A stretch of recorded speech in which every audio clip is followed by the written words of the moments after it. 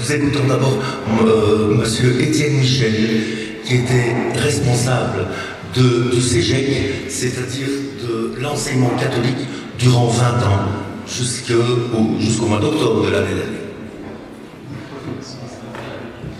Et en même temps, comme la communication se fait à deux, nous entendrons Monsieur Jean-Paul Nigéla, que je n'ai pas besoin de présenter. Merci beaucoup pour cette communication à deux voix. Nous allons juste vous partager les expériences des séminaires organisés par l'Institut Pacte Éducatif Africain. Cet institut qui a été créé à la suite du Pacte Éducatif pour aider les conférences épiscopales à implémenter les contenus du Pacte Éducatif. Voilà. Moi, je présente juste le côté théorique, et puis par après, mon collègue Étienne Michel, avec qui on travaille sur ce projet, va présenter le côté pratico-pratique. Très bien. Voilà. La genèse de ce projet, comme Monseigneur Bonny vient de le dire, c'est parti depuis 2017. Plusieurs rencontres ont eu lieu. Et le grand moment décisif, où la plupart d'entre nous étaient là, ce fut alors l'aboutissement de Kinshasa, après la réunion, le symposium de Yaoundé. Et donc c'est à Kinshasa qu'a été signé ce pacte éducatif africain, qui est une version du pacte éducatif global promu par le pape François en 2019. Donc ce pacte a été reçu par le Saint-Père Pape François, et nous avons donc une délégation qui a été lui remettre ce pacte.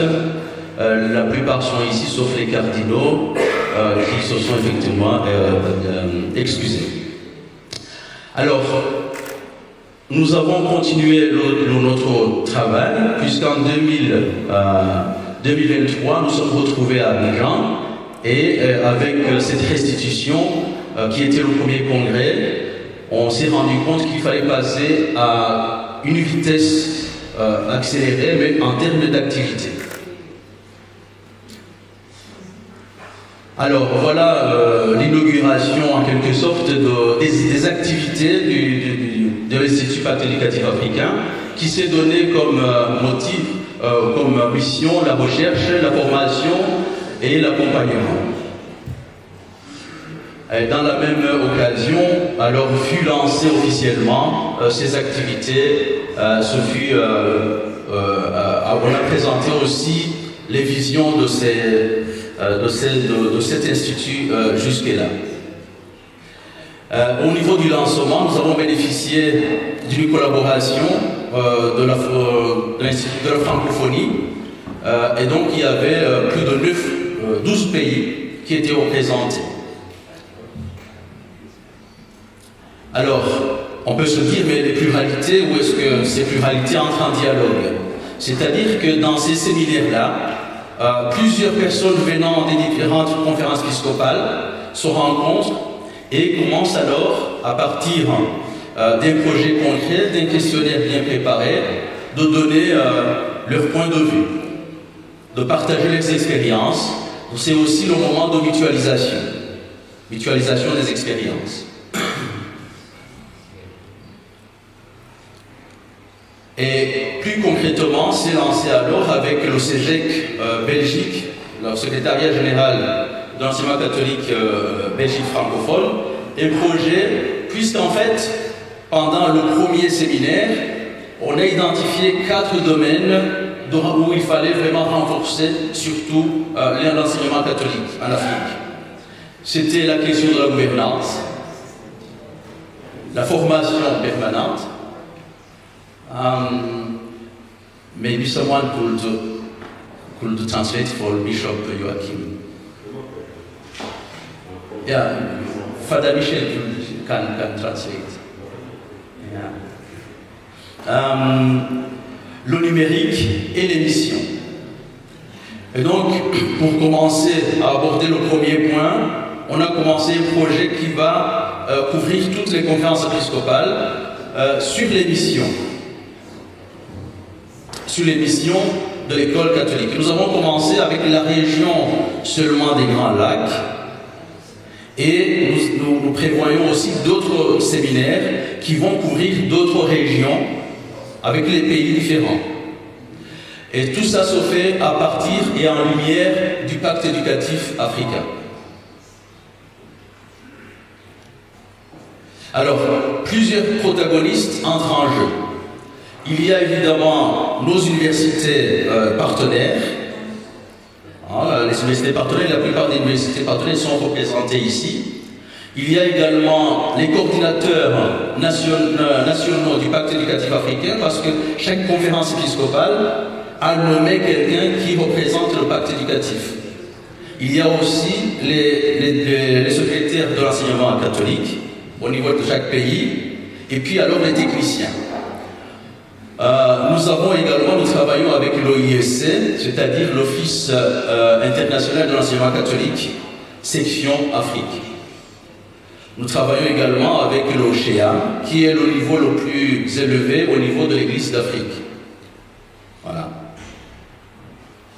Alors, pluralité en dialogue, mais qu'est-ce que cela engage? Ce qu'on va constater, c'est que dans ces travaux, nous croisons les gens qui ont un statut, différents statuts canoniques. Il y a les laïcs, il y a les sœurs, il y a les prêtres. Nous avons les cultures différentes. Nous avons les pays différents avec les systèmes scolaires qui ne sont pas les mêmes. Nous avons les expériences qui diffèrent aussi, évidemment. Et nous avons les chercheurs, c'est-à-dire les gens qui viennent des universités partenaires, et puis hommes et femmes de terrain. Et il y a d'autres, évidemment, d'autres éléments qui rentrent en compte.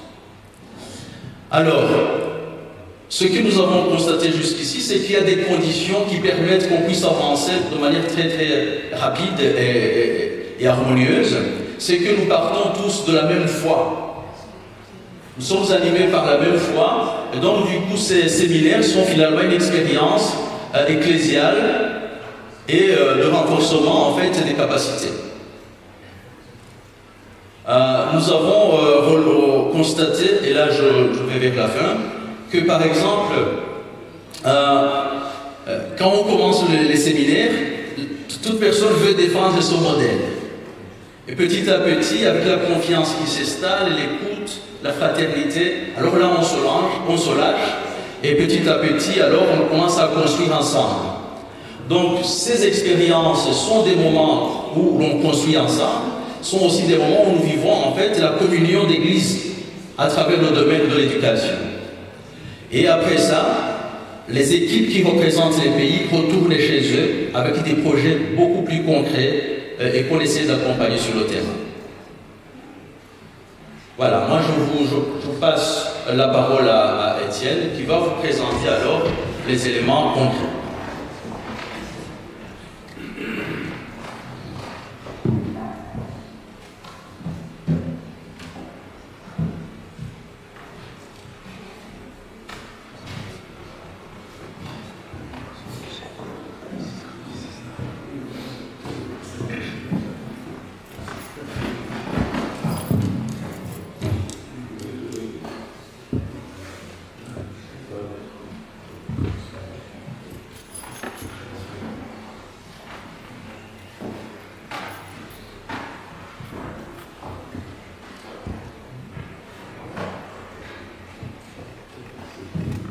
Voilà, le plus fort c'est que ça marche. Merci Jean-Paul.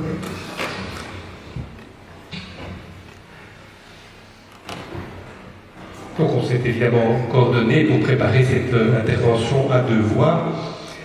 Jean-Paul a évoqué les deux premiers points, le contexte, les objectifs. Et je vais, pour ma part, évoquer les deux derniers points, la méthode de travail que l'on a mis en œuvre dans ces séminaires et le cadre conceptuel. Alors, notre méthode tient en 4 éléments. Tout d'abord, premier élément, 2 hypothèses de travail. L'enseignement catholique se définit par son projet, le projet éducatif de l'enseignement catholique, mais aussi par son modèle d'organisation. Deuxième élément de méthode, il s'agit de partir d'un diagnostic évolutions religieuses, culturelles et sociétales pour s'interroger sur les défis à relever par les écoles. Troisième élément de méthode, prendre appui sur des données d'enquête. Je voudrais dire à ce sujet-là que l'on a constitué un questionnaire que l'on a fait passer aux participants avant le séminaire, et on a un accord avec le service d'études du CEGEC qui est représenté aujourd'hui par son directeur Étienne Descamps pour le traitement de ces données. Et ces enquêtes, nous allons les faire passer systématiquement avec tous les pays avec lesquels on va travailler, et je peux vous dire qu'il y a également un projet de constituer progressivement une base de travail plus large, y compris à l'échelle européenne, sur base des mêmes données d'enquête. Et le dernier élément, traiter les questions en référence à des cadres théoriques appropriés. Alors, je m'arrête tout d'abord sur la question du diagnostic. Est-il si nécessaire de réaliser un diagnostic de la situation dans laquelle nous nous trouvons?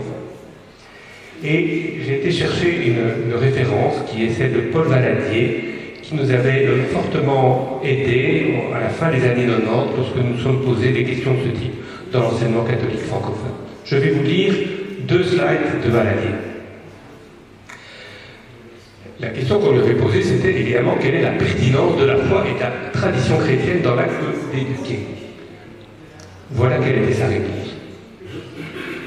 La réponse à la question quelle est la pertinence de la foi et de la tradition chrétienne dans l'acte d'éduquer dépend du diagnostic que nous portons sur la situation culturelle actuelle de nos contemporains, du regard et de l'analyse que nous portons sur la société moderne.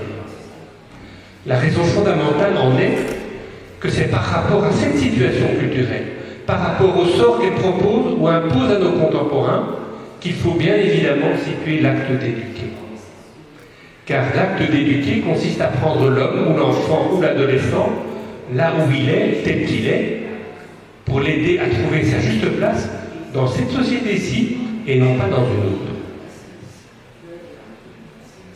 Et Valadier de poursuivre. Cette option qui peut paraître évidente ne l'est pas.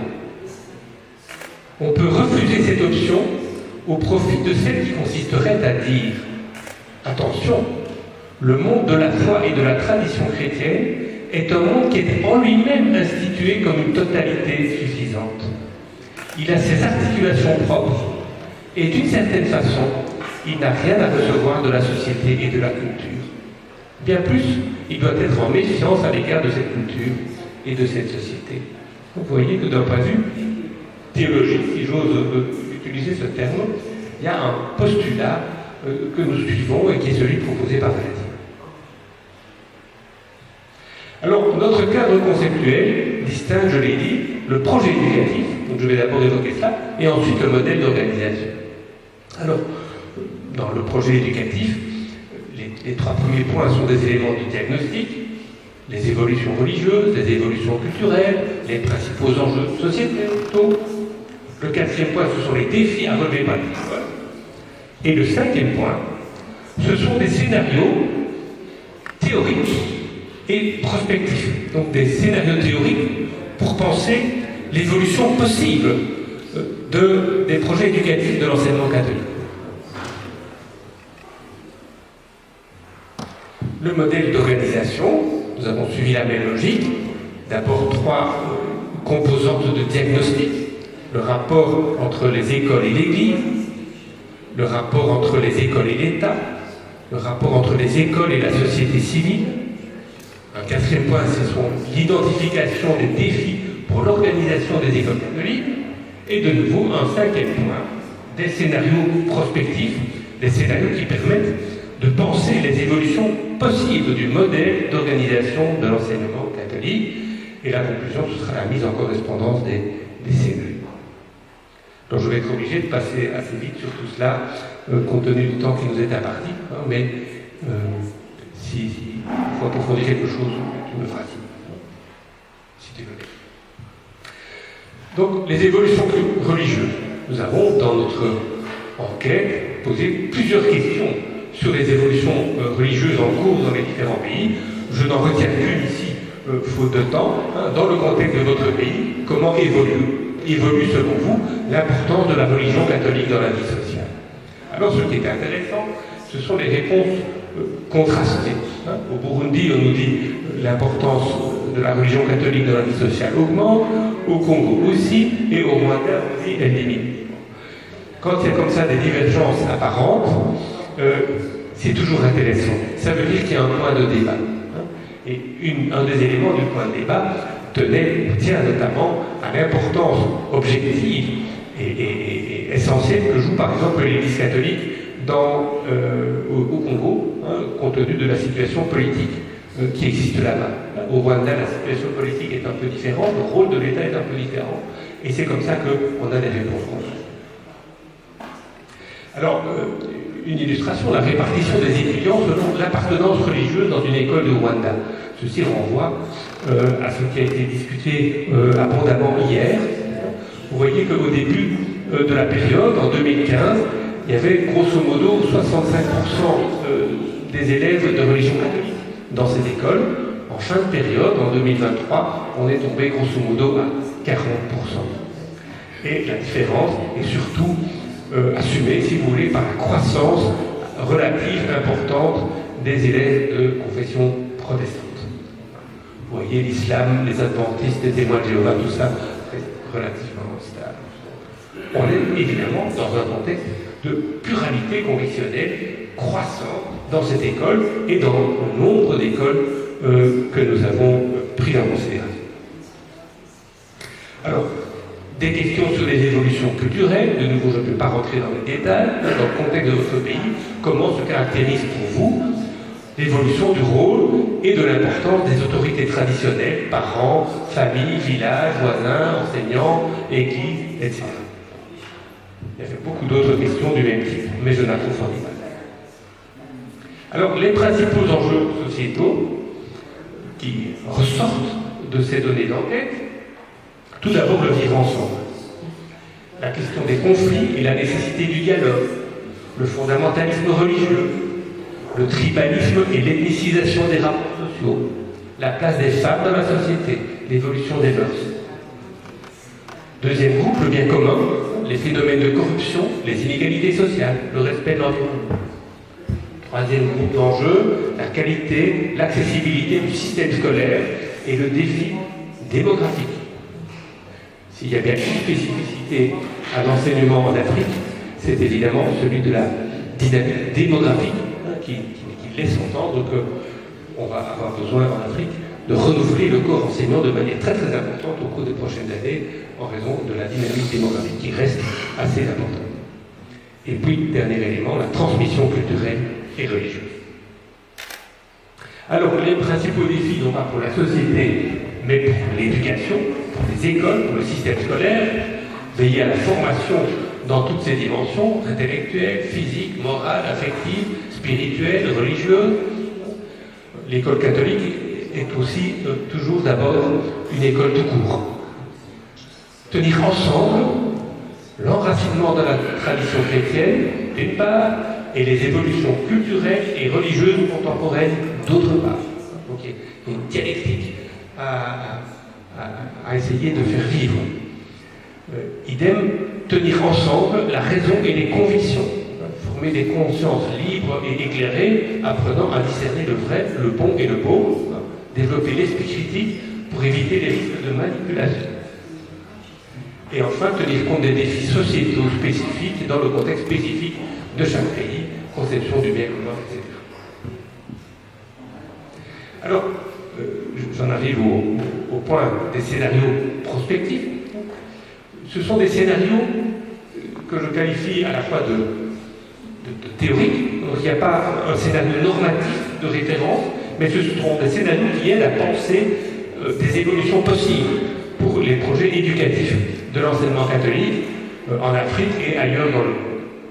Scénario 1, le central, recentrage sur l'identité confessionnelle catholique. C'est le scénario d'une école catholique par des catholiques pour des catholiques. Deuxième scénario, l'école catholique du dialogue. C'est ce que Livenbourg a surtout évoqué hier. l'idée que l'école catholique, en tant qu'école catholique, peut avoir comme mission particulière de promouvoir le dialogue interconfessionnel en son sein. Troisième scénario, l'éducation par la culture. L'idée sous-jacente, c'est que la religion est un des fondements essentiels de la culture, même si en Afrique, le christianisme, à l'échelle de l'histoire du continent, est un fondement relativement récent, un processus d'inculturation catholique relativement récent en Afrique. Scénario 4, l'éducation aux valeurs. C'est l'idée d'avoir une école catholique, si vous voulez, si vous passez l'expression, réduite à l'enseignement des valeurs caractérisées par le christianisme. Dans ce scénario-là, on retient au fond les valeurs que tout le monde peut accepter du christianisme, la dignité de la personne, le respect de la personne humaine, etc., etc. Et le scénario 4-5, c'est celui de la sécularisation. C'est un scénario que nous n'avons évidemment pas de nos voeux, mais c'est un scénario théoriquement possible, qui est l'enseignement catholique cesse de se revendiquer de la tradition chrétienne de l'éducation. On doit savoir que, en tout cas dans les pays où la sécularisation est la plus avancée, c'est un scénario tout à fait possible. On n'est pas tout à fait dans ce schéma-là en Afrique, ça c'est déjà quelque chose qui paraît assez clair. Alors le modèle d'organisation, donc on a procédé de la même façon, des éléments de diagnostic sur les rapports entre les écoles et les églises, comment les écoles catholiques sont-elles organisées dans votre pays. On a pris juste cette question-là pour l'exposé d'aujourd'hui. Organisées par les diocèses, par les congrégations, parfois par l'État. C'est intéressant de se rendre compte, par exemple, au Burundi, il y a eu un épisode de reprise des écoles catholiques par l'État, un peu comme en Europe, on l'a connu aux Pays-Bas, par exemple. Et il y a aussi un dernier schéma, c'est l'organisation d'écoles catholiques par des associations catholiques. On voit qu'en République du Congo, ils avaient cité cela. Bon, le rapport entre les écoles et l'État, on a repris ici juste une question, c'est les salaires des enseignants sont-ils pris en charge de l'État, par l'État. Donc ça donne un indice de subventionnement des écoles catholiques par l'État si les salaires des enseignants sont pris en charge par l'État. Le rapport entre école et société civile, ici on a repris une question qui est les écoles sont-elles financées par la contribution des parents, et on voit que c'est le cas, oui ou partiellement, dans la plupart des pays. Alors les défis relatifs au modèle d'organisation, tout d'abord le défi de l'efficacité. Permettre la professionnalisation et la modernisation requise en regard des principaux paramètres de gouvernance, la gestion des écoles, le recrutement et la formation des directions, éléments du personnel, l'accompagnement pédagogique, la formation continuée, etc. Deuxième défi, le défi de l'équité et de la solidarité. Tenir ensemble responsabilité de proximité et responsabilité commune, tenir ensemble soutenabilité financière et ouverture à tous. Vous allez voir que c'est le point le plus délicat de toute l'affaire. C'est ce défi-là qui est le plus difficile à faire respecter de manière durable. Le défi de la légitimité, quel rapport à l'Église, un lien hiérarchique avec l'Église, un lien symbolique avec l'Église, un lien à la fois hiérarchique et symbolique, différentes possibilités existent. Quelle participation des laïcs, gestion synodale, gestion associative, tenir compte des besoins de l'histoire et d'organisation spécifique à chaque système scolaire. Alors, j'en arrive au scénario prospectif relatif au modèle d'organisation. De nouveau, j'ai identifié 4 scénarios, non seulement possibles, mais des scénarios aussi qu'on a observés dans l'histoire, non seulement en Afrique, mais ailleurs dans le monde aussi. Scénario 1, le scénario de la consolidation de l'organisation cléricale. Ce sont des écoles catholiques organisées directement sous l'autorité de l'Église. Scénario 2, un scénario de contractualisation entre des associations catholiques et l'État, dans nombre de pays européens, c'est comme ça que ça fonctionne. Ce sont des associations catholiques dans lesquelles l'Église catholique peut bien sûr avoir des représentants de manière plus ou moins importante, et ces associations sont dans un lien de contractualisation avec l'autorité publique. Le scénario 3, c'est l'étatisation. Donc, ne croyons pas que c'est un scénario impossible. Et le scénario 4, c'est la privatisation. Donc la prise en charge des écoles dans une logique de marché. Voilà. Alors, j'en termine avec ce dernier transparent, qui est peut-être le plus intéressant dans les discussions qu'on peut avoir avec les responsables de l'enseignement catholique des différents pays. C'est bien sûr la mise en correspondance des scénarios relatifs au projet éducatif avec les scénarios relatifs au modèle d'organisation. N'importe quel scénario pour le projet éducatif n'est pas compatible avec n'importe quel scénario pour les modèles d'organisation. On pressent d'entrée de jeu que le scénario du recentrage confessionnel est évidemment, du point de vue du projet éducatif, est évidemment cohérent avec un scénario de consolidation cléricale pour le modèle d'organisation. Puis on arrive au scénario 2 et 3, l'école du dialogue et l'éducation par la culture. Ce sont des scénarios qui sont surtout crédibles dans un processus de contractualisation avec l'État. Je pourrais développer ça. Le scénario de l'éducation aux valeurs nous paraît être le scénario caractérisé par la plus grande plasticité. Qu'est-ce que ça veut dire? Ça veut dire qu'au fond, l'éducation aux valeurs, ça peut s'accommoder dans différents modèles d'organisation. On peut avoir des associations catholiques en contractualisation avec l'État qui se réfèrent de manière explicite à cette éducation aux valeurs. C'est compatible avec un modèle d'étatisation dans une certaine mesure, et c'est même compatible avec un scénario de privatisation. Ce scénario de l'éducation aux valeurs a eu un grand succès dans nos pays européens. On n'est pas très sûr que c'est ça qui soit de nature à faire vivre à long terme la spécificité de l'enseignement catholique et l'esprit de la tradition chrétienne de l'éducation. Et puis le scénario de la sécularisation, donc les écoles catholiques cessent de se référer à la tradition chrétienne. À ce moment-là, ces deux scénarios-là nous paraissent particulièrement compatibles, soit avec un scénario d'étatisation, soit avec un scénario de privatisation. Alors nous avons terminé nos réflexions par une observation que je crois fondamentale pour l'analyse de ce qui se passe en Afrique, c'est l'observation d'un bouclage entre la consolidation cléricale et le scénario de la privatisation. Aujourd'hui, dans un certain nombre de pays d'Afrique, la tendance existe, on peut le dire comme ça, existe clairement, de promouvoir une sorte d'alliance d'un modèle clérical avec un modèle de marché. Donc c'est l'idée que les écoles catholiques, par des catholiques, pour des catholiques, pourront particulièrement continuer à vivre dans une logique de recentrage sur un public privilégié qui va avoir les moyens de financer la scolarité dans une logique de contribution importante des parents ou dans une logique de marché. Le problème de ce scénario, c'est évidemment qu'il n'est pas compatible avec l'idée que l'on a exprimée tout à l'heure, qui est de promouvoir un principe d'équité et d'ouverture de l'enseignement à tous les publics. Je voudrais conclure en référence avec le thème de notre colloque, qui est que ces différents projets éducatifs et ces différents modèles d'organisation